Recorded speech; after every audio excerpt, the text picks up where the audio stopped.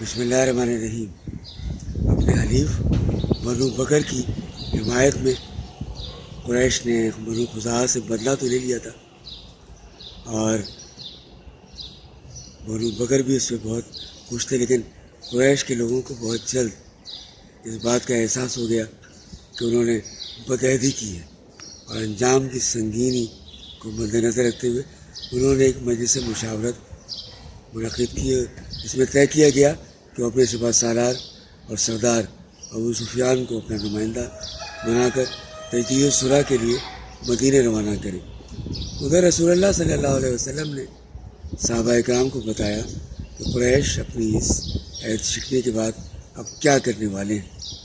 چنانچہ آپ صلی اللہ علیہ وسلم نے فرمایا کہ بہت جلد ابو سفیان عہد کو پھر سے پختہ کرنے اور مدت صلح کو بڑھانے کے لیے آنے والا ہے۔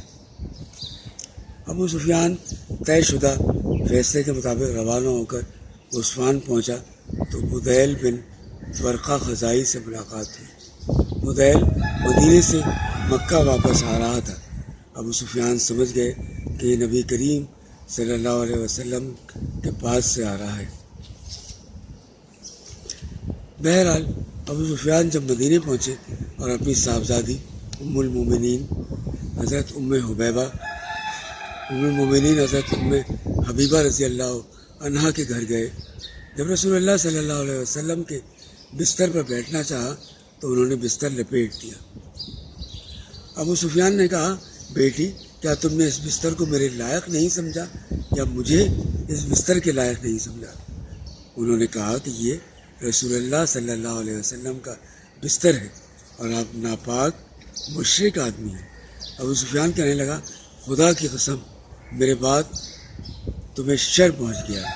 پھر ابو سفیان وہاں سے نکل کر رسول اللہ صلی اللہ علیہ وسلم کے پاس گیا اور آپ سے گفتگو کی۔ آپ صلی اللہ علیہ وسلم نے اسے کوئی جواب نہیں دیا۔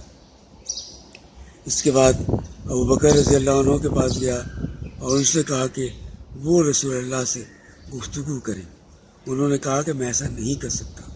اس کے بعد وہ حضرت عمر فاروق اعظم رضی اللہ عنہ کے پاس گیا اور ان سے بات کی۔ انہوں نے کہا کہ بھلا میں تم لوگوں کے لیے رسول اللہ صلی اللہ علیہ وسلم سے سفارش کروں؟ خدا کی قسم اگر مجھے لکڑی کے ٹکڑے کے سوا کچھ دستیاب نہ ہو تو میں اسی کے ذریعے تم لوگوں سے جہاد کروں گا۔ اس کے بعد وہ حضرت علی بن ابی طالب کے پاس پہنچا۔ وہاں حضرت فاطمہ رضی اللہ عنہا بھی موجود تھی اور حضرت حسن رضی اللہ عنہ بھی تھے، جو ابھی چھوٹے سے بچے تھے اور سامنے گھٹنوں چل رہے تھے۔ ابو سفیان نے کہا، اے علی، میرے ساتھ تمہارا سب سے گہرا نسبی تعلق ہے۔ میں ایک ضرورت سے آیا ہوں، ایسا نہ ہو کہ جس طرح میں نامراد آیا اسی طرح نامراد واپس چلا جاؤں۔ تم میرے لیے محمد صلی اللہ علیہ وسلم سے سفارش کر دو۔ حضرت علی نے کہا، ابو سفیان تجھ پر افسوس، رسول اللہ صلی اللہ علیہ وسلم نے ایک بات کا عزم کر لیا ہے، ہم اس بارے میں آپ سے کوئی بات نہیں کر سکتے۔ اس کے بعد وہ حضرت فاطمہ کی طرف متوجہ ہوا اور بولا، کیا آپ ایسا کر سکتی ہیں کہ اپنے اس بیٹے کو حکم دیں کہ وہ لوگوں کے درمیان پناہ دینے کا اعلان کر کے ہمیشہ کے لیے عرب کا سردار ہو جائے؟ حضرت فاطمہ رضی اللہ عنہا نے کہا کہ واللہ میرا یہ بیٹا اس درجے کو نہیں پہنچا ہے کہ لوگوں کے درمیان پناہ کا اعلان کر سکے، اور رسول اللہ صلی اللہ علیہ وسلم کے ہوتے ہوئے کوئی بھی پناہ نہیں دے سکتا۔ ان کوششوں اور ناکامیوں کے بعد ابو سفیان کے سامنے جیسے دنیا تاریک ہو گئی تھی۔ اس نے حضرت علی بن ابی طالب رضی اللہ عنہ سے سخت گھبراہٹ، کشمکش اور مایوسی کی حالت میں کہا کہ ابو الحسن، میں دیکھتا ہوں کہ صورتحال بہت سنگین ہوتی جا رہی ہے، لہذا مجھے کوئی راستہ بتاؤ۔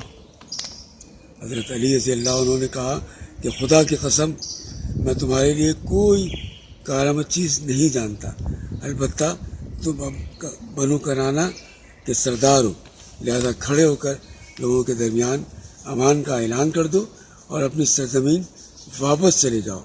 ابو سفیان نے کہا کہ کیا تمہارے خیال میں میرے لیے کچھ کارآمد ہوگا؟ حضرت علی نے کہا کہ نہیں، خدا کی قسم میں ایسے کارآمد تو نہیں سمجھتا، لیکن اس کے علاوہ کوئی اور صورت بھی سمجھ میں نہیں آتی۔ اس کے بعد ابو سفیان نے مسجد نبوی میں کھڑے ہو کر اعلان کیا کہ لوگوں، میں لوگوں کے درمیان امان کا اعلان کر رہا ہوں۔ پھر اپنے اونٹ پر سوار ہو کر مکہ چلا گیا۔ قریش کے پاس پہنچا تو وہ پوچھنے لگے کہ کیا ہوا؟ ابو سفیان نے کہا کہ میں محمد صلی اللہ علیہ وسلم کے پاس گیا، بات کی تو واللہ انہوں نے کوئی جواب نہیں دیا۔ پھر ابو قحافہ کے بیٹے کے پاس گیا تو اس کے اندر تو کوئی بھلائی نہیں پائی۔ اس کے بعد عمر بن خطاب رضی اللہ عنہ کے پاس گیا تو اسے سب سے کٹر دشمن پایا۔ پھر علی رضی اللہ عنہ کے پاس گیا تو انہیں سب سے نرم پایا۔ انہوں نے مجھے ایک رائے دی اور میں نے اس پہ عمل کیا، لیکن پتہ نہیں وہ کارآمد بھی ہے یا نہیں۔ لوگوں نے پوچھا وہ کیا رائے تھی؟ ابو سفیان نے کہا کہ وہ رائے یہ تھی کہ میں لوگوں کے درمیان امان کا اعلان کر دوں۔ چنانچہ میں نے ایسا ہی کیا۔ قریش نے کہا تو کیا محمد نے اسے نافذ قرار دیا؟ ابو سفیان نے کہا کہ نہیں۔ لوگوں نے کہا کہ تیری تباہی ہو، اس شخص یعنی حضرت علی نے تیرے ساتھ محض مذاق کیا ہے۔